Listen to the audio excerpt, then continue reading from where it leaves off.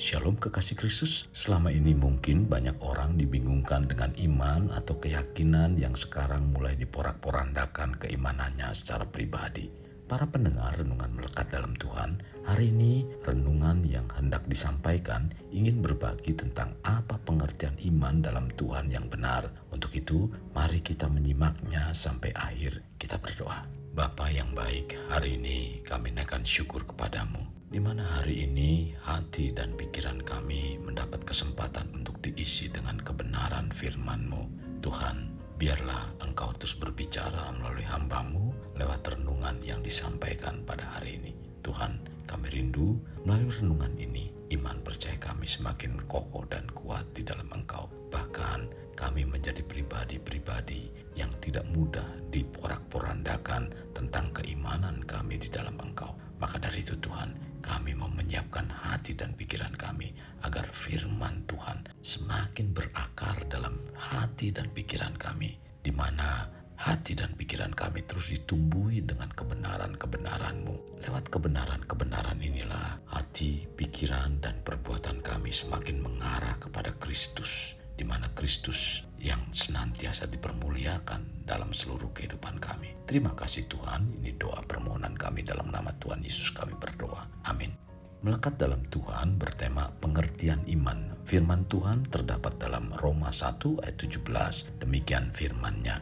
Sebab di dalamnya nyata kebenaran Allah yang bertolak dari iman dan memimpin kepada iman. Seperti ada tertulis, orang benar akan hidup oleh iman.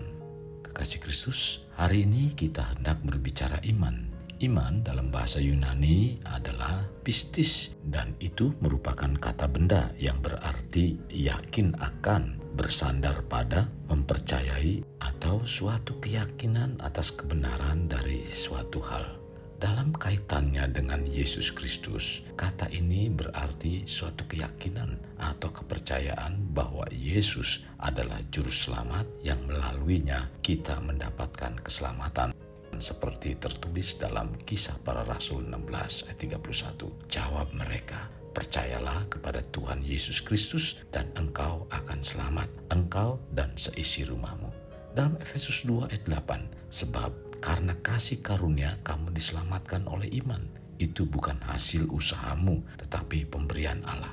Kata percaya dalam bahasa Yunani yang memberikan pengertian lain tetapi masih paralel, yaitu berpikir bahwa sesuatu adalah benar, menerima firman-Nya, menerima Yesus sebagai juru selamat, sumber keselamatan kekal. Dalam pengertian ini, iman bukan sekedar persetujuan terhadap suatu ajaran atau doktrin tertentu. Iman di sini juga melibatkan kepercayaan kepada Yesus Kristus, berdiam di dalamnya, dan bersandar padanya. Iman meliputi hal keyakinan yang timbul berdasarkan pengetahuan, yaitu pengenalan akan kebenaran Allah. Hal ini tertulis dalam Mazmur 9 ayat 10 atau 11. Orang yang mengenal namamu percaya padamu, sebab tidak kau tinggalkan orang yang mencari engkau ya Tuhan. Dalam Roma 10 ayat 17, sebab jika kamu mengaku dalam mulutmu bahwa Yesus adalah Tuhan dan percaya dalam hatimu bahwa Allah telah membangkitkan Dia di antara orang mati, maka kamu akan diselamatkan. Dalam Roma 10 ayat 13 sampai 15, sebab barang siapa yang berseru kepada nama Tuhan akan diselamatkan. Tetapi bagaimana mereka dapat berseru kepadanya jika mereka tidak percaya kepada Dia? Bagaimana mereka dapat percaya kepada Dia jika mereka tidak mendengar tentang Dia? Bagaimana mereka mendengar tentang Dia jika tidak ada yang memberitakannya? Dan bagaimana mereka dapat memberitakannya jika mereka tidak diutus? Seperti ada tertulis, betapa indahnya kedatangan mereka yang membawa kabar baik.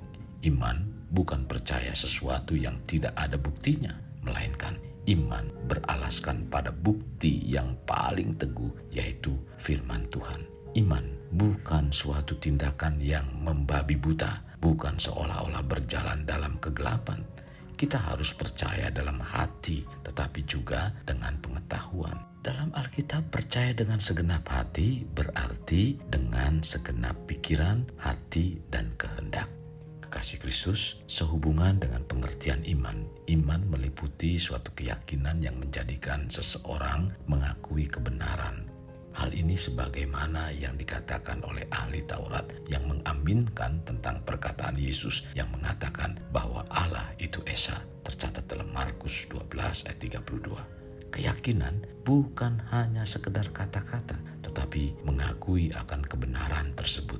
Iman terhadap Tuhan bukan hanya tahu Dia adalah Tuhan, tetapi juga harus mengakui kebenaran bahwa Yesus ialah Tuhan, sebagaimana tertulis dalam Roma 10 ayat 9-10. Sebab jika kamu mengaku dengan mulutmu bahwa Yesus adalah Tuhan dan percaya dalam hatimu bahwa Allah telah membangkitkan Dia di antara orang mati, maka kamu akan diselamatkan. Karena dengan hati orang percaya dan dibenarkan, dan dengan mulut orang mengaku dan diselamatkan. Dalam Yohanes 1 ayat 12, tetapi semua orang yang menerimanya diberinya kuasa supaya menjadi anak-anak Allah, yaitu mereka yang percaya dalam namanya. Pengertian iman juga meliputi keyakinan yang dapat membawa seseorang bertindak untuk menerapkannya. Seperti tertulis dalam 2 Korintus 7 ayat 16. Aku bersuka cita sebab aku dapat menaruh kepercayaan kepada kamu dalam segala hal. Iman yang benar haruslah kita mengalami dan menerapkan dalam diri sendiri. Iman kepada Tuhan Yesus bukan hal yang abstrak atau hal-hal yang tersembunyi, melainkan juga harus dengan pengetahuan tentang hal-hal yang dilakukan Yesus Kristus sebagai kebenaran. Kalau kita hanya mengetahui saja, maka itu bukan iman. Orang mungkin tahu bahwa Yesus adalah juru selamat, tetapi dalam hatinya dia tidak mengetahui bahwa Yesus adalah juru selamat.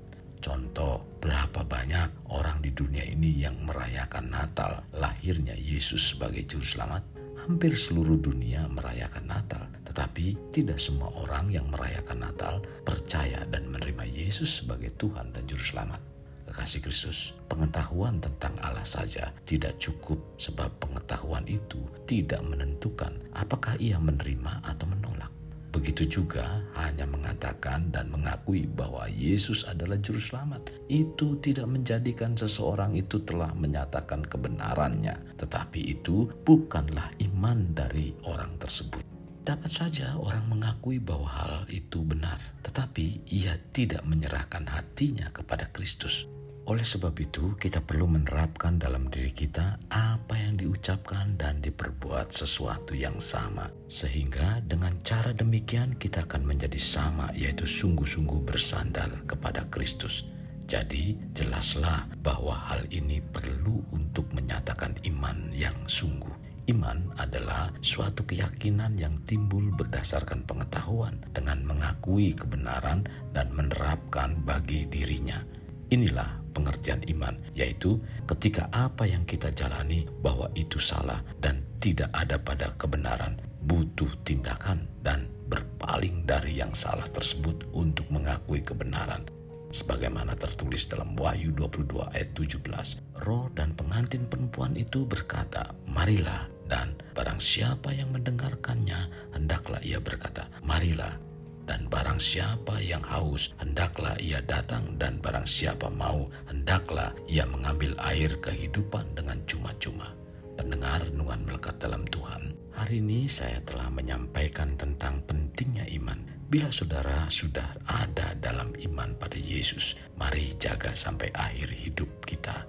Bila belum, jangan keraskan hati dan undang Dia untuk masuk dan tinggal dalam hidup saudara sebagai Tuhan dan Juru Selamat.